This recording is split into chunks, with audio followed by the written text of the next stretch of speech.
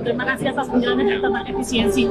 Karena itu yang menjadi concern kami pada mahasiswa juga bertanya-tanya kenapa adanya efisiensi. Presiden Prabowo Subianto menekankan pentingnya efisiensi anggaran saat bertemu para rektor di Istana Kepresidenan Jakarta Kamis kemarin.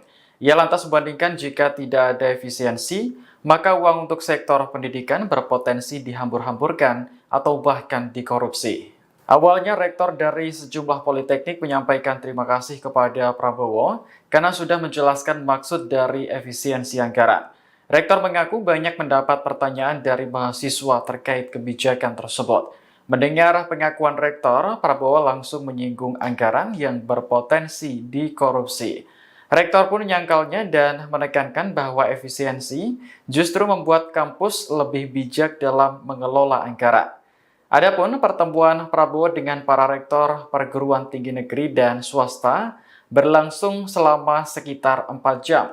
Mendikti Saintek, Brian Yuliarto menyampaikan sejumlah hal yang dibahas. Di antaranya terkait kondisi bangsa Indonesia yang berpotensi menjadi negara maju. Prabowo meminta para rektor untuk meningkatkan kualitas pendidikan dan pengajaran guna meraih hal tersebut. Kami semua politeknik mendukung bahwa kami adalah perguruan tinggi vokasi dan mengurangi tingkat pengangguran di Indonesia. Siap kerja. Siap kerja. Iya, kami mendukung. Dan terima kasih atas penjelasannya tentang efisiensi.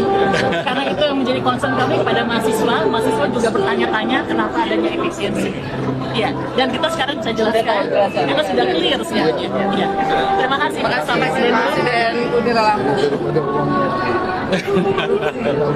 Tidak, justru dipakai untuk sertifikasi untuk praktek mahasiswa yang lebih ini jadi kita lebih clear ya. Terima kasih semuanya. Terima kasih. Download Tribun X sekarang. Menghadirkan lokal menjadi Indonesia.